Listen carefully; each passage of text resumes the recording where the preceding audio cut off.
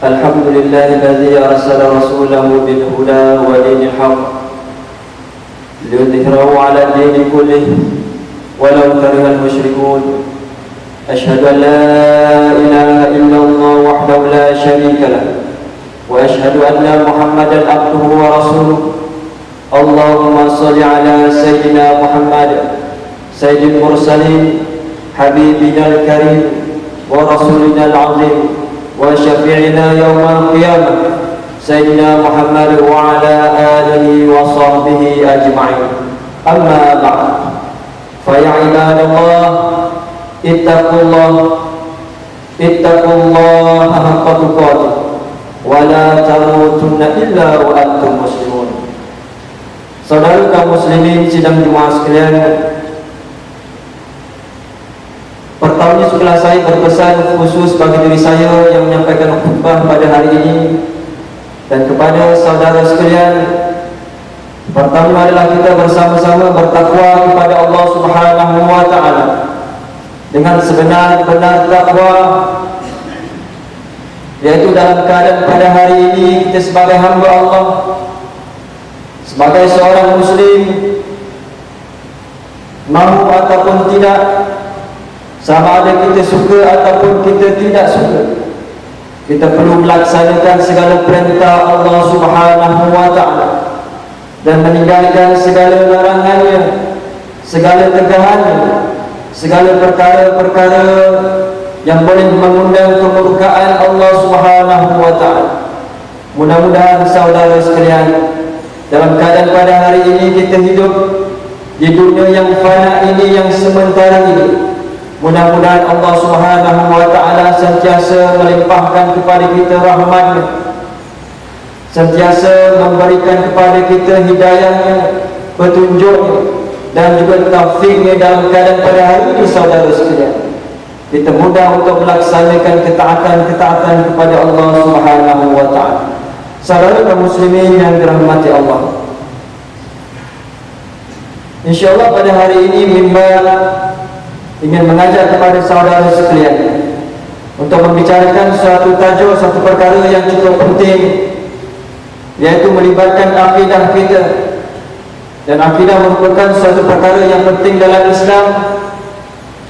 Dan insyaAllah pada hari ini saudara sekalian, bagi kita memperolehi keimanan yang mantap, keimanan yang kukuh, yang jitu, antara yang lain dalam untuk kita mengenal Allah Subhanahu wa taala, kita perlu ataupun boleh melihat pada sifat-sifat Allah Subhanahu wa taala. Dan insya-Allah pada hari ini kita akan membicarakan satu sifat yang wajib kita perlu ketahui, yaitu sifat kudrat Allah Subhanahu wa taala. Bila kita membicarakan kudrat Allah, yang bermaksud berkuasa Allah Subhanahu wa taala, wajib bagi Allah Subhanahu wa taala memiliki sifat kudrat, dan mustahil bagi Allah Subhanahu wa taala bersifat ajzun ataupun lemah. Saudara kaum muslimin yang dirahmati Allah, kudrat yang boleh kita artikan membawa maksud kuasa Tuhan ataupun kuasa Allah Subhanahu wa taala. Kudrat Allah Subhanahu wa taala memberi bekas kepada mengadakan dan pada meniadakan pada setiap-tiap sesuatu. Dan inilah saudara sekalian yang akan kita lihat, yang akan kita bincangkan. Kita kembali melihat, merenung pada diri kita pada hari ini saudara sekalian. Hari ini kita merasakan kita sudah cukup hebat. Kita memiliki rumah, kita memiliki kenderaan, kita memiliki keluarga, anak-anak yang hebat, dan kita merasakan semua yang kita miliki pada hari ini, semuanya milik kita, semuanya datang daripada kita. Dan bila kita bicarakan kudrat tuan-tuan hadirin yang dirahmati Allah, kuasa mengadakan dan meniadakan bukanlah kuasa manusia ataupun hamba-hamba, tetapi ia merupakan kuasa hak mutlak bagi Allah Subhanahu wa taala. Dan bila kita membicarakan kudrat tuan-tuan hadirin sekalian, kita sebagai manusia juga boleh kita katakan kita mempunyai kudrat ataupun kita juga ada kuasa. Dan inilah yang akan kita bicarakan. Dan apabila dalam keadaan contohnya saudara sekalian, Bila kita lapar, kita akan makan, dan bila kita makan, kita akan merasa kenyang. Bila kita haus ataupun dahaga, kita akan minum, dan dengan minum kita akan hilang dahaga kita. Persoalannya saudara sekalian, adakah kudrat ataupun kuasa yang memberi kenyang ataupun haus tadi datangnya daripada makanan, datangnya daripada minuman, ataupun datangnya daripada kuasa Allah Subhanahu wa ta'ala? Dan inilah kadang-kadang dalam hidup kita sedang hadirin yang dirahmati Allah, kekeliruan dalam diri kita, kita merasakan dia datang daripada makhluk-makhluk Allah Subhanahu wa ta'ala. Sebenarnya segala perkara datangnya daripada Allah Subhanahu wa ta'ala. Saudara sedang jemaah yang dirahmati Allah, dan bagaimana dalam kehidupan ini ada beberapa fahaman ataupun golongan dalam keadaan mereka jauh ataupun menyelidiki apa yang diajar oleh Rasulullah sallallahu alaihi wasallam. Dan mungkin sedikit sebanyak tuan-tuan hadirin sekalian, ia juga mungkin berlaku dalam kehidupan kita sama ada sedar ataupun tidak. Yang pertama, fahaman yang pertama yang boleh kita sebut fahaman Jabariyah, yang berasal daripada al-jabr ataupun jabr, yang bermaksud tergagah ataupun digagah. Dan dalam etikat ini saudara sekalian, golongan ini menyatakan bahawa manusia itu dipaksa, manusia itu digagahi sepenuhnya oleh Allah Subhanahu wa ta'ala. Manusia itu langsung tidak berkemampuan melainkan Allah Subhanahu wa ta'ala, dan manusia seperti kapas dan debu yang ditiup angin. Segala buruk dan baik itu Allah Subhanahu wa ta'ala yang melakukannya ke atas manusia. Contohnya saudara sekalian, seseorang tadi dalam keadaan yang sakit, kemudian kita menasihatinya untuk berjumpa doktor ataupun makan ubat, dan dia mengatakan makan ataupun tidak, sekiranya Allah Subhanahu wa ta'ala memberikan kepada dia kesihatan, dia tetap sihat. Dan ini merupakan fahaman Jabariyah. Dan yang kedua saudara sekalian, fahaman yang dikatakan fahaman Qadariyah, iaitu mereka yang dalam keadaan menyatakan bahawa segala perbuatan manusia itu sama ada baik ataupun buruk adalah lahir daripada usaha manusia itu sendiri, tanpa adanya hubung kait dengan kuasa Allah Subhanahu wa ta'ala. Contohnya saudara sekalian, pada hari ini banyak berlaku dalam kehidupan kita. Bila kita sakit ataupun demam, kita dinasihatkan oleh sahabat kita untuk makan ubat, contohnya Panadol, dan kita makan kemudian baik, dan kita merasakan Panadol tadi boleh memberi kesihatan kepada kita.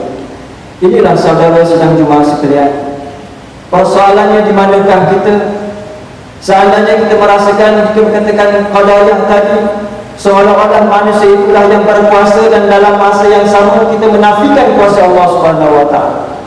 Seandainya Jabariyah tadi, kita merasakan segala-galanya terletak kepada Allah Subhanahu wa ta'ala, sama ada baik ataupun buruk, sama ada pahala ataupun dosa. Inilah saudara kaum muslimin yang dirahmati Allah. Dan bila kita merasakan kita berada yang dikatakan dalam etikat Ahlussunnah wal Jamaah, yaitu orang yang mengikut perjalanan Nabi Muhammad sallallahu alaihi wasallam, dan perjalanan orang ramai ini dalam keadaan mereka yang benar berada pada jalan yang benar. Saudara sekalian, belum tentu orang yang ramai itu berada dalam keadaan kebenaran, dan belum tentu orang yang sedikit itu dikatakan mereka yang tidak benar. Contohnya saudara sekalian, pada suatu hari di hujung minggu adanya kongsian yang hebat datangnya daripada kumpulan muslim daripada luar negara, dan puluhan ribu muda-mudi hadir bilang saja untuk berhibur. Adakah ramainya mereka dikatakan mereka berada dalam jalan yang benar? Ataupun dalam masa yang sama saudara sekalian, adanya ceramah-ceramah agama ataupun kuliah-kuliah agama di surau ataupun masjid dalam bilangan yang sedikit, adakah sedikit mereka ini mereka dalam keadaan yang tidak benar? Saudara sekalian, kebenaran bukanlah terletak pada ramai ataupun sedikit. Kebenaran mestilah dalam masa yang sama berserta dengan dia zat kebenaran, iaitu mereka yang mengikuti Rasulullah SAW, mereka yang tidak lari daripada Al-Quran dan hadis sunnah Rasulullah SAW. Dan dalam etikat ini bahawa hamba itu tidak digagahi semata-mata dan tidak memberi bekas kepada segala perbuatan yang disengaja, dan tidak setiap perbuatan yang disengaja itulah yang dipanggil usaha ataupun ikhtiar dan tawakal kepada Allah Subhanahu wa taala. Usaha dan ikhtiar merupakan perintah Allah Subhanahu wa taala yang perlu kita laksanakan bagi anggota badan kita.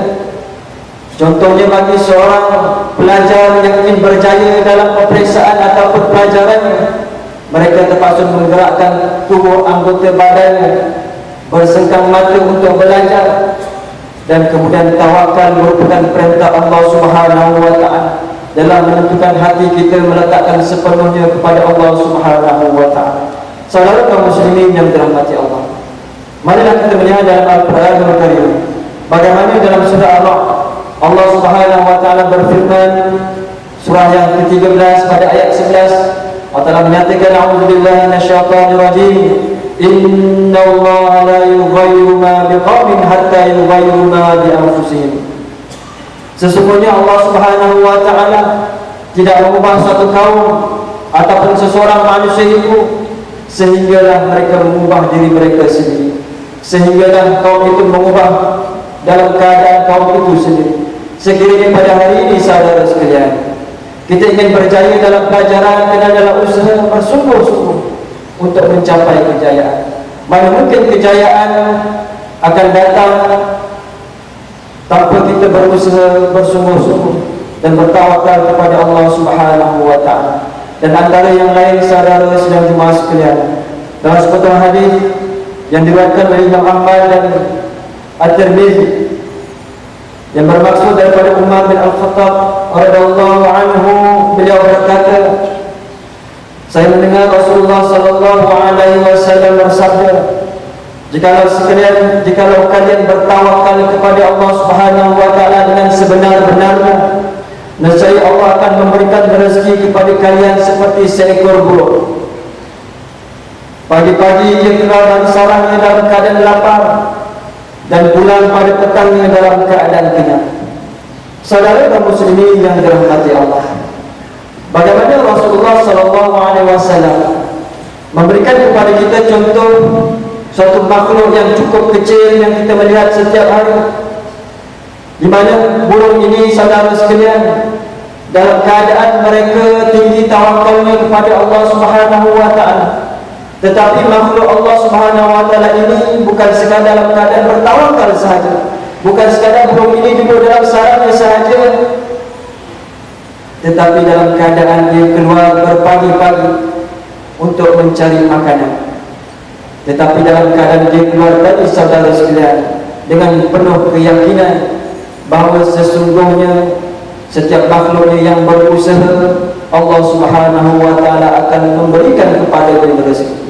Saudara kaum muslimin sedang jemaah yang dirahmati Allah, dan bila kita membicarakan kudrat Allah Subhanahu wa taala, contohnya pada suatu malam saudara yang dirahmati Allah, kita merasa lapar, dan bila lapar kita berikhtiar, berusaha untuk mencari makan, dan kita keluar untuk pergi ke kedai untuk makan.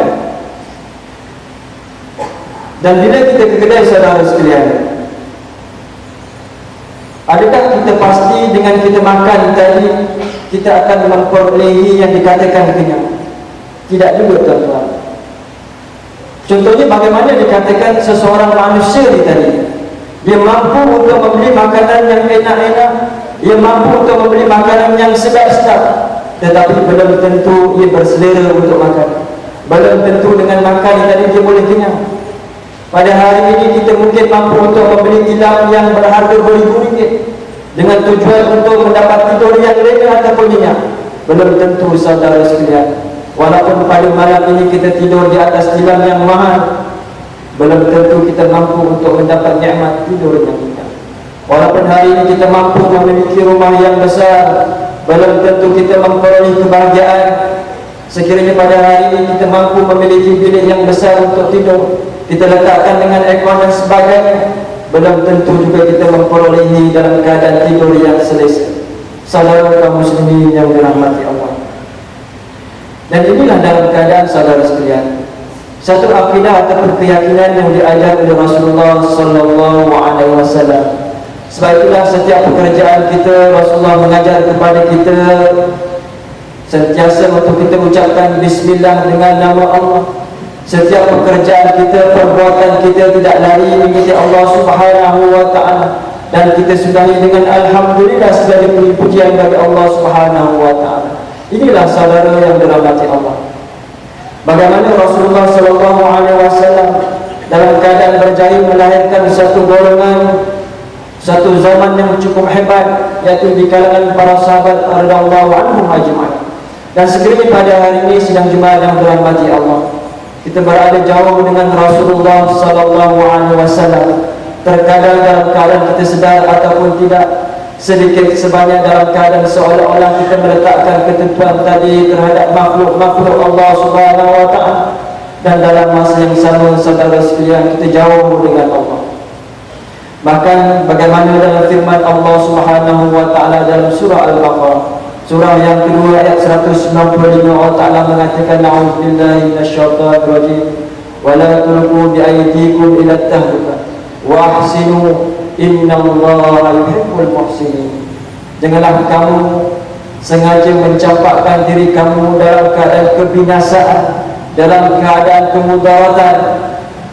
Janganlah kita pada hari ini saudara sekalian, kita tahu satu benda itu berbahaya kepada kita, berbahaya kepada kesihatan kita, tetapi kerana kita merasakan kita lebih mengutamakan nafsu kita, tetapi kita mengabaikan apa yang dikatakan oleh Allah Subhanahu wa taala. Wa ahsinu, dan berbuat baiklah, dan berbaik dan baikilah, iaitu berusaha bersungguh-sungguh dalam perbuatan kita. Innallaha yuhibbul muhsinin, sesungguhnya Allah Subhanahu wa taala mengasihi, menyayangi orang-orang yang berbuat kebaikan, memperbaiki amalan. Barakallahu wa lakum fil Qur'anil azim wa nafa'ani wa iyyakum bima fihi minal ayati wal dzikril hakim wa taqabbala minni wa minkum tilawatahu innahu was-sami'ul 'alim. Aqulu qawli hadza wa astaghfirullahal 'azim li wa lakum ولسائر المسلمين والمسلمات والمؤمنين والمؤمنات فاستغفروا فيا فوز المستغفرين ويا نجاة التائبين.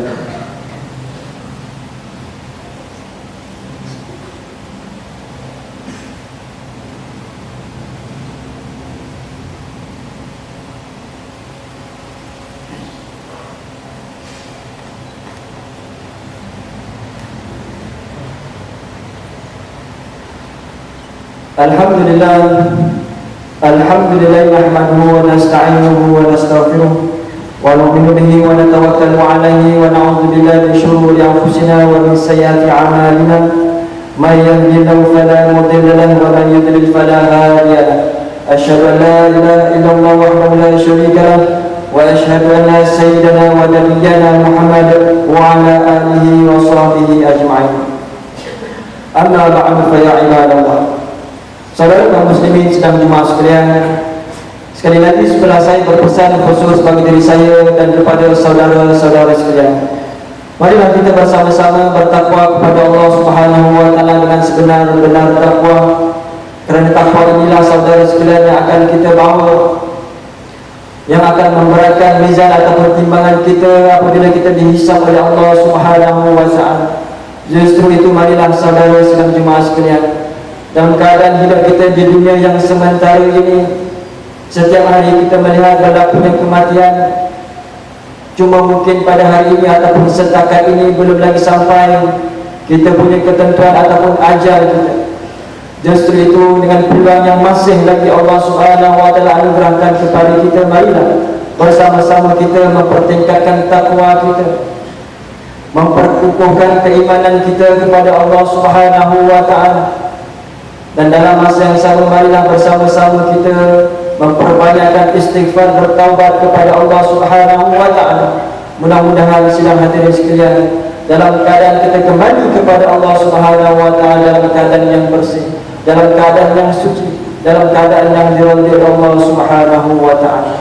Saudara kaum muslimin yang dirahmati Allah, bagaimana dalam khutbah kita yang pertama tadi adalah jelas bahawa dalam keadaan pada hari ini Allah Subhanahu wa taala ataupun Rasulullah SAW mengajar kepada kita setiap apa yang kita lakukan dalam hidup kita di dunia ini, mestilah yang awalnya didahului dengan usaha bersungguh-sungguh, ikhtiar bersungguh-sungguh, dan seterusnya akhirnya kita bertawakal kepada Allah Subhanahu wa taala. Contohnya saudara sekalian, bagi mengakhir khutbah kita pada hari ini, marilah kita merenung sejenak bagaimana sebuah kisah seorang sahabat Rasulullah SAW yang bernama Abdurrahman bin Auf radhiyallahu anhu, yang kita ketahui bahawa Abdurrahman ini pada awalnya ia merupakan seorang yang jutawan ataupun bilioner. Sekiranya pada hari ini di Malaysia ataupun mungkin di dunia ini, ia mungkin ranking yang pertama mereka merupakan insan ataupun orang yang terkaya. Jadi dalam keadaan apabila Rasulullah SAW memerintahkan kepada umat Islam untuk berhijrah daripada kota Mekah ke kota Madinah, Abdurrahman bin Auf dalam keadaan dia meninggalkan segala kekayaan. Dan di sebelum berhijrah, saudara sekalian, bagaimana orang kafir Quraisy menyatakan kepada Abdurrahman, wahai Abdurrahman, sesungguhnya kekayaan yang kau miliki pada hari ini adalah kesan di atas kamu berurusan dengan kami ataupun orang-orang Mekah. Seandainya kamu ingin berhijrah ke kota Madinah, tinggallah segala harta kekayaan kamu.